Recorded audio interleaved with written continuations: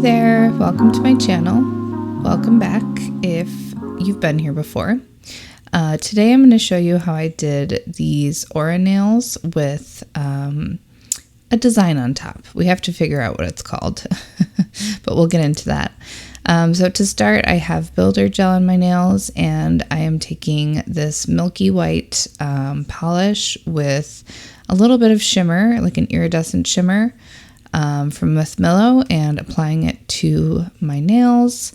This is a really nice polish. I think I would have used a regular milky white, but I actually don't. Somehow I don't have just a milky white. I'm going ahead and removing any dust or lint from a sponge again. If you didn't see my last video, I showed this hack in that one. And then I'm taking some purple polish on to the nail and sort of just ombreing it out. So I'll show you how I do a simple aura nail. It's without an airbrush. Of course, airbrush makes this look stunning, but if you don't have an airbrush, which I think a lot of people maybe don't want to invest in a whole ding-dang airbrush, especially as DIYers, I do think you can get a really nice nail without one. So yeah, I'm just basically using the sponge to fan out the product, occasionally removing excess product. I think that's really good to note, that you can just sort of wipe off any excess product from your sponge if you need to be feathering it out and you feel like you're just spreading more and more product around the nail. So while we do this, I'm not going to explain this too much. I'm just going to let you watch. But I wanted to talk about these nails because I haven't known what to call them. I feel so stumped about this. I've been wearing these for 3 weeks, and those 3 weeks I've been thinking about what I'm going to call these. They're saved. The file name on my computer for this video is Instagram baddie nails. Because they just remind me of Instagram baddies. This is, to me, like a very Instagram-centric trend. So yeah, but I was very heartened to see that Stab Nails, who you should absolutely go follow, made a video doing some first impressions where she included doing a sort of similar design. I would say that the design she was playing around with was a little different from the one that I'm doing here, but she also was struggling to figure out what to call them. But she noted that they're kind of tribal nails, so they have sort of tribal motifs. I'll stick some pictures here of what I mean by that. And then I was chatting with my boyfriend, who's very helpful with this sort of thing. He did go to art school, and he's just generally has a good knowledge of art history. And he pointed out that they reminded him a lot of just biomechanical art, biomech. There are a lot of tattoos that are in this style. So yeah. Also, I noticed that I haven't been able to watch it yet, but Nene's Nail Nook made what she called an abstract butterfly design that has kind of a similar vibe to this. Definitely go check her out too. And then the last thing I'll say is that I think if you're interested in sort of breaking down nail trends and like nail trend forecasting, you should absolutely go check out Nail Journal. She is super talented and generally has wonderful videos, in my opinion. Okay, so you saw me just do 2 coats of ombreing out gel polish to get the aura effect, and now after curing all of that, I'm going in with just the tiniest bit of this milky white again, just because I felt like I wanted a little more white around the edges. And then I'm just doing, honestly, the absolute least to blend this into the nail because it doesn't need much blending. Okay, so aura nails are down. I'm sorry I didn't describe much of that, but if you have any questions about how I did the aura part of this look, feel free to ask down below. Now I'm taking a hard gel, a clear hard gel. This is by Young Nails, And I'm sort of just floating a layer of this onto the nail. And this isn't really to build the shape. This is really simply just to basically to give me a surface to file. So it's always tricky to get the chrome that you're using to not stick to where you don't want it to stick to. So you want it only to stick to the design that you're painting on. And I'm trying lots of different methods, one of which is to just, instead of using like a matte top coat, to just file the surface that you're going to be painting on, so that ideally with not a very porous product. So yeah, that's what you see here. I went ahead and applied, cured, and then I roughed up the whole thing, filed it really well. And using that hard gel just protects the design that we've done. So now I'm going ahead and grabbing these little sample nails that I tried out. I think that's a really nice idea. If you're not always comfortable with something you'd like to achieve, a nail look you'd like to achieve, it could be nice to test it out on a little nail. I think this would especially be true if you're working on clients. Obviously, I am not. But even just as a DIYer, I think it's nice to like get a sense of whether your current skills are up to the task of whatever you have in your mind.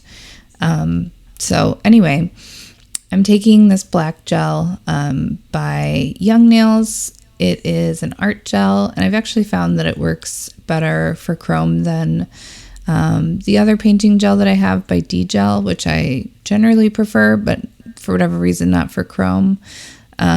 So I'm using that, and I'm basically just making these,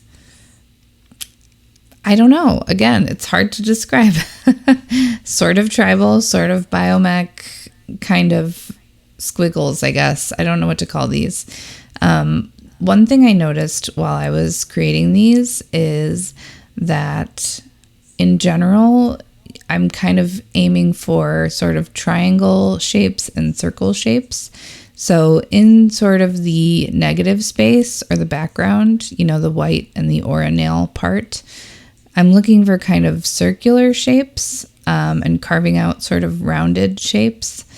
And then I'm looking also to make kind of triangular shapes in the black, which I think you'll see as we go along.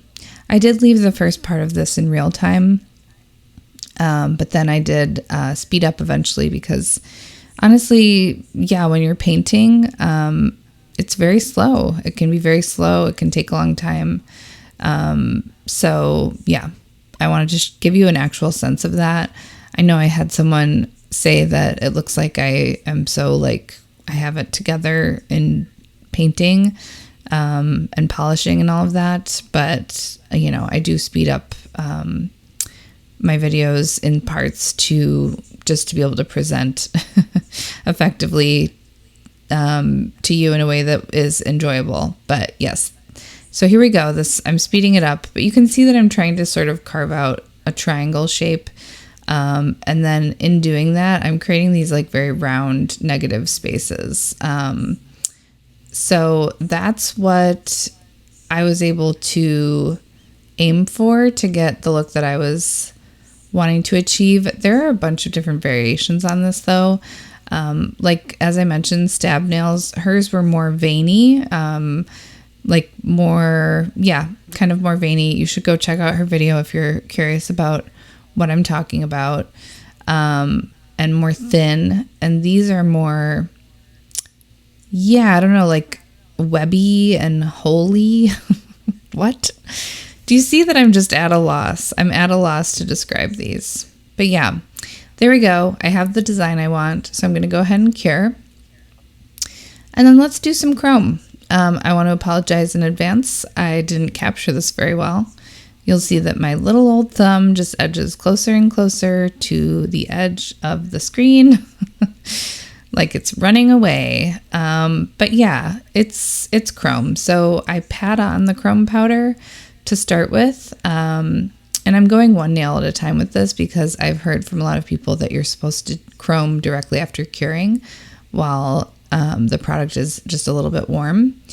So I'm patting on the product and then I'm going ahead and rubbing and burnishing, I think is a good word for that. You're just really rubbing the chrome into the black gel and getting it nice and shiny. See, where am I going? I don't know. And then one thing I've found helpful is to take the sponge tip applicator, and kind of just dab to pick up the little bits of chrome that are on the matte surface that aren't really stuck there. Some people will use a brush as well, but for me, I don't know, sometimes the brush has like scraped the chrome a little bit depending on the brush, so dabbing it off has been helpful for me. So now we're going to the second nail, and like any, I think, kind of abstract nail design, you don't want it to be same. You want to be varying your design. So this one I went for kind of a Y shape. There's something else that this reminds me of, and I can't put my finger on it.